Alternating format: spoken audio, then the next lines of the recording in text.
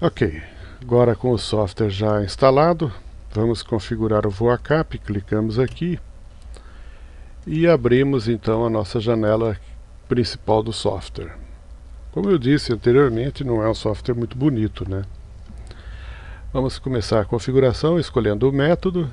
Dentre os 30 disponíveis, nós vamos escolher o método 30 ou o 20. O 20 é performance completa e o 30 faz o completo também, mas é recomendado para PETs, caminhos aí entre 7 e 10 mil quilômetros. Após a configuração, nós vamos rodar um circuito que está mais ou menos nessa faixa de 10 mil quilômetros. Então vamos escolher o método 20 aqui, embora neste caso especificamente pudesse ser um ou outro. Além disso, nós temos possibilidade de rodar aqui os parâmetros ionosferos, os ionogramas, depois tem uma série de gráficos aqui. Os modelos aí de antenas, né, os padrões de antenas, tanto da recepção quanto da transmissão, enfim, existem várias situações aqui que nós podemos escolher, mas para cálculo vamos escolher por enquanto o método 20. Aceita. Colocamos aqui o ano 2009. Este ano, a indicação do ano não tem qualquer influência no cálculo, ele aparece apenas nos relatórios. Em seguida vamos escolher o coeficiente. Nós temos disponíveis o australiano e o CCIR, que é o de Oslo. Nós vamos sempre trabalhar com o de Oslo. Os teóricos dizem aí que o australiano, os perfis de elétrodos australianos têm algumas falhas e não devem ser usados. Ele consta do software, mas nós vamos usar sempre o CCIR. A hora, nós temos aqui, essa aqui se refere às horas de cálculo que o software vai produzir. Nós vamos escolher de 1 a 24, poderíamos escolher, por exemplo, entre 10 e 16 horas GMT. Isso é muito usado pelo pessoal de broadcasting, que tem programas específicos voltados para algumas regiões particulares. No nosso caso, vamos usar de 1 a 24, com incremento de 1 hora, e adotar a unidade GMT, né, o Universal Time aqui. Aceita. E vamos agora configurar o grupo. A primeira coluna é o mês e a segunda coluna é o número de Sunspot. SSN significa Smoothed Sunspot Number. E isto é crítico no desempenho do software. Se vocês forem procurar na internet, vão encontrar inúmeras fontes. E a maioria delas com certeza estará errada. Nós vamos escolher a oficial, né? Vamos lá no site do VoaCap. Rodamos aqui e vamos encontrar aqui no item 2 Current International Smoothest Sunspot Number. Este é a única fonte recomendada pelo próprio pessoal do Instituto. Então nós temos aqui os meses e aqui os anos. Os valores anteriores a 96 são possíveis, não nesta página, mas são possíveis de serem obtidos.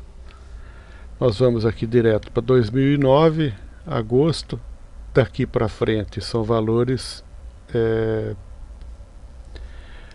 previstos, né? Não são valores medidos. Medidos é de 2009, de agosto para trás.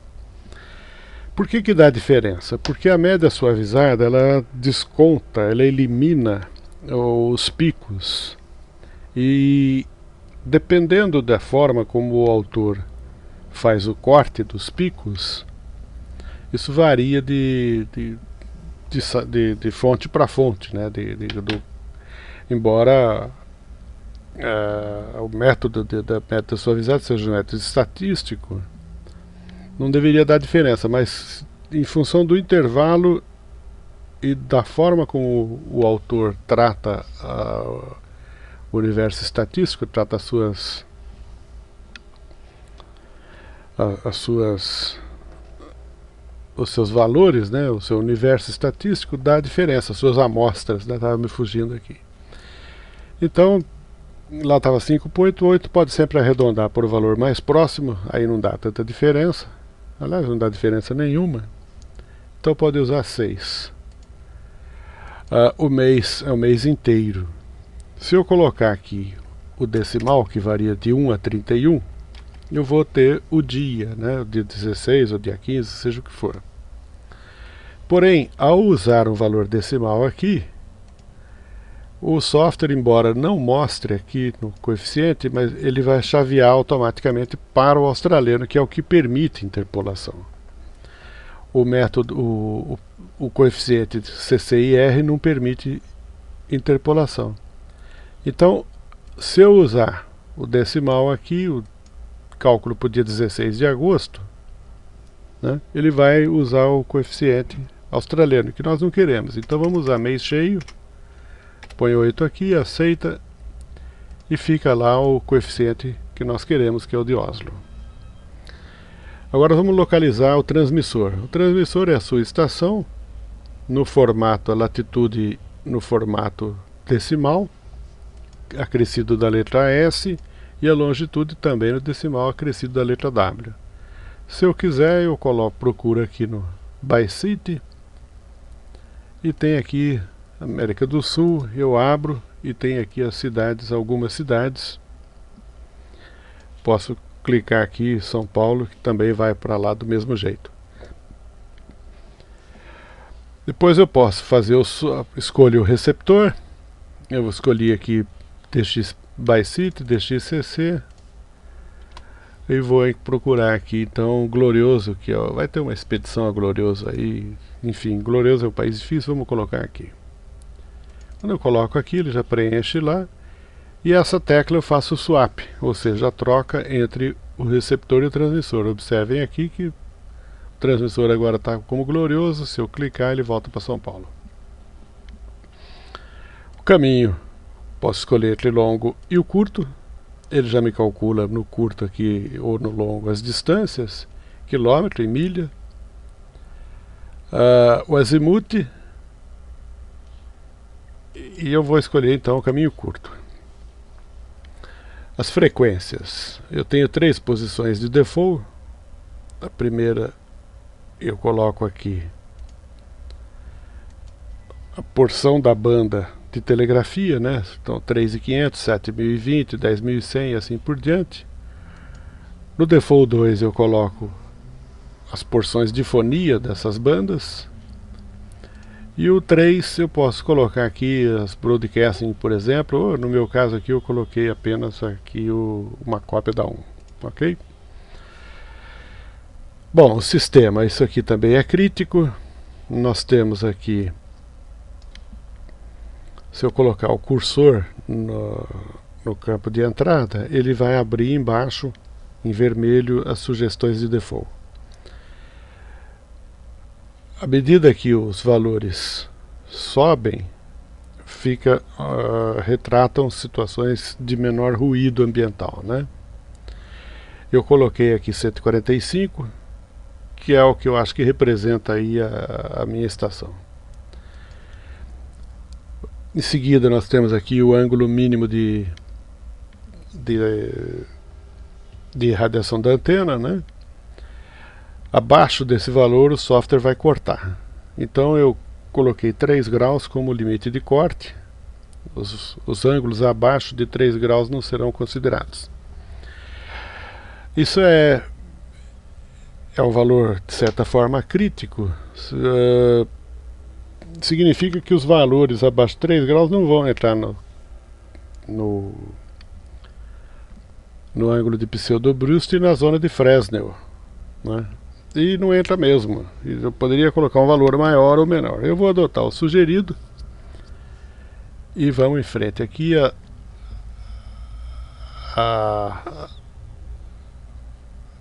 confiabilidade do circuito em 90% é o valor sugerido pelo pessoal do software, né? Vamos adotar isso daí. A relação sinal-ruído varia entre menos 30 e 99 dB. Eu vou usar 44. porque eu faço mais, mais telegrafia. Quem faz mais digital ou só faz CW, põe 30, que é o valor da relação sinal-ruído para telegrafia. Para SSB, 73 ou 60, já fica bom.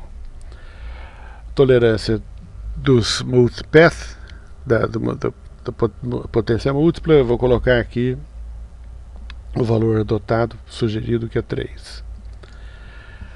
A tolerância para o tempo de retardo, a tolerância máxima para o tempo de retardo, eu vou colocar aqui 0.05, sugerido é 0.1. Aceita. Agora, o FF Probe, isso é um coeficiente que vai ajustar a altura da camada prevista com a camada real, a camada E, a camada F1, a camada F2 e a esporádica S. Nós vamos a 1, 1, 1 e 0. Aceita. Vamos colocar a antena. As antenas eu tenho aqui várias posições. De 2 a 8 MHz, eu vou usar aqui um dipolo. Então eu vou lá na estação, no diretório da minha estação, escolho aqui um dipolo, aceito e coloco aqui. A potência do transmissor, o default é 500 kW, que é o que o pessoal de broadcasting usa, e eu vou colocar aqui menos de 1, né? Menos de 1 kW, 700 watts. Então é 0.7, 700 watts. Se trabalhar com 100 watts, põe 0.1. Se tiver um linear de 1 kW, põe 1 kW. Mas é 1 kW efetivo, não é o de entrada, hein? É o que vai lá na antena, lá na ponta do bambu. Entre 8 e 30 eu tenho aqui uma tribanda, no meu caso. Então a tribanda não dá para representar no software, lá não dá para configurar. Então eu usei uma isotropic e pus um ganho de 7 dBi, que dá mais ou menos 5 dB aí, dBd, né? Então eu vou lá também na minha estação, pego lá uma isotrópica de 7, aceito e pronto. Depois nós vamos ver como é que configura essas antenas. Igualmente aqui, coloco 700 watts efetivo.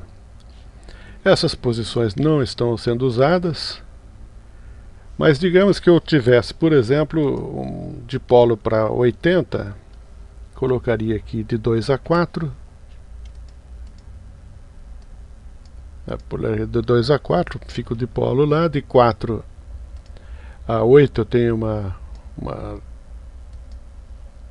colocar 8 aqui, 2 elementos IAG para 40, colocaria aqui, e de 8 para 30, repare que ele vai subindo, né, o valor inferior aqui. E ele, então, aqui continua a minha tribanda, e eu ponho esse valor aqui, né, o 7 dBi, o exotrópico lá de 7 dBi. Aceita e está pronto aqui. Eu dei o cancel lá porque não vou mexer na minha configuração. Antena de recepção, eu coloco uma antena isotrópica de 1,5 lá para o DX. Posso colocar um valor maior aqui para ele, mas eu coloquei um mínimo lá, que é uma isotrópica de 1,5 dBi, que dá aproximadamente um dipolo sem vergonha lá para o DX. Ok. E pronto, já estamos então configurado e pronto para rodar.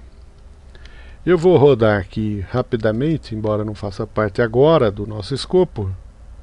Vou rodar o circuito, né? E tenho aqui o circuito então integral aqui. O que nós vimos aqui? Nós temos um circuito, uma previsão por hora, né? 1, 2, 3, 4, 5, reparem aqui, até 24. Bom, na lista de cabeçalho nós temos que isso aqui é uma lista de colunas, tem 75 colunas, depois tem os comentários, aqui ele repete as configurações, mês 8, ano 2009, vai me dar aqui a minha estação, vai dar minhas coordenadas geográficas, o dx quem é e as coordenadas do dx, vai repetir aqui os parâmetros adotados, daqui para baixo é tudo parâmetro, e aqui então ele repete de novo, repete aqui novamente aqui os parâmetros, repete de novo, é bom, hein? Baita pleonasmo. E aqui então a propagação propriamente, o resultado propriamente dito. O que nós temos aqui? Como eu já disse, aqui a hora, aqui a MUF e aqui as frequências que eu adotei. Para a MUF ele me dá aqui um modo de propagação 3F2, 4F2 e assim por diante, né?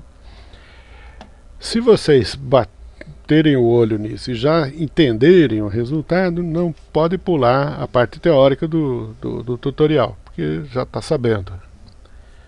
Agora, se você tem dificuldade em entender que o melhor, daqui para Glorioso, a melhor chance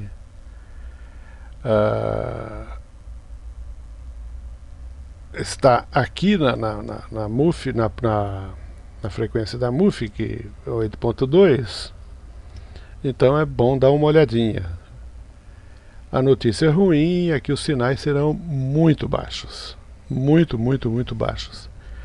Na melhor situação, nós estamos abaixo então praticamente ao nível do ruído, abaixo um pouco do ruído. Então, teoricamente, nessas condições aqui, a dificuldade para falar com o Glorioso será extrema. Isso neste horário, 1h, né? A 1h da manhã não está dando, 1h GMT, 10 da noite não está dando propagação. Essa é o que está dito aqui, né? Tem menos 169 dBW. Ok, depois nós vamos falar sobre isso com mais vagar. Podemos rodar um gráfico aqui rapidamente, também de sinal. E nós vamos ver que nossa melhor chance está aqui, né? Às 20 horas GMT em 9 MHz, que não nos é autorizado, né? Em 30 metros, nós podemos falar, está aqui, está praticamente ao nível do ruído. Então isso aqui foi só para dar uma palhinha, já com o VoaCap, o ponto a ponto configurado. Por enquanto é só. Nós vamos voltar com a configuração do Voa Área.